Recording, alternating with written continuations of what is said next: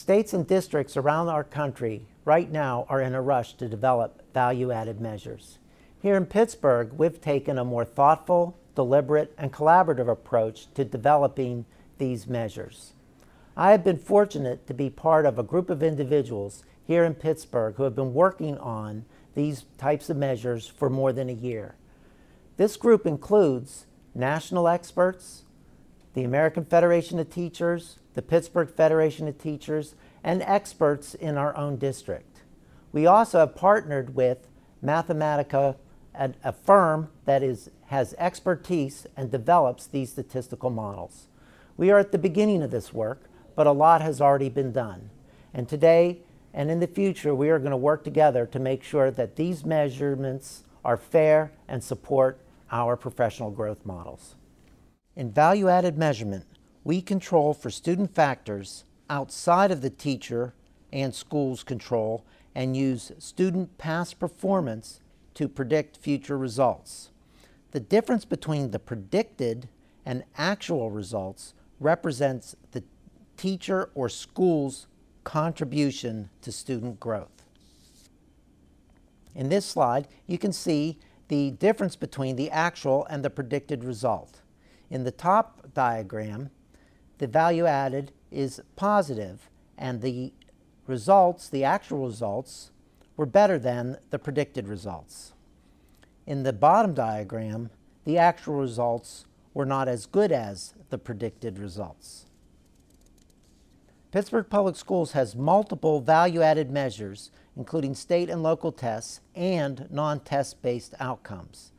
This slide shows you the various assessments that the school district has and some non-test based measures such as attendance, core credit accumulation, and dropout prevention. In this slide, we see the control variables that Pittsburgh Public Schools is using in its value-added models. They include the items that can affect student learning but are outside of the teacher or school's control. So for example, when a student changes from one school to another school, perhaps multiple times, that can affect how that student performs on assessment data.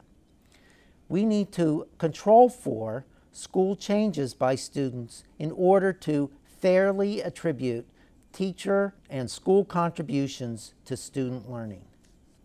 Pittsburgh Public Schools is ensuring that we use precise and consistent data. In order to do that, Pittsburgh Public Schools will use multi-year teacher and school VAMs to increase the precision and consistency of the estimates over time. This is very important when high-stakes decisions are made based in part on value-added measures. Another component of our value-added models is dosage. We need to be careful about the amount of time that a student actually is in a teacher's classroom. Some of our courses are taught in 4 days per week and some in 5. The amount of time that a student is in the classroom, either because of attendance or because of the number of days dedicated to a course, is an important aspect in our value-added model. Student roster verification is something that we will make sure is done correctly in the Pittsburgh Public Schools. Doing so will ensure that teachers and schools are precisely linked with their students and that the progress is accurately attributed.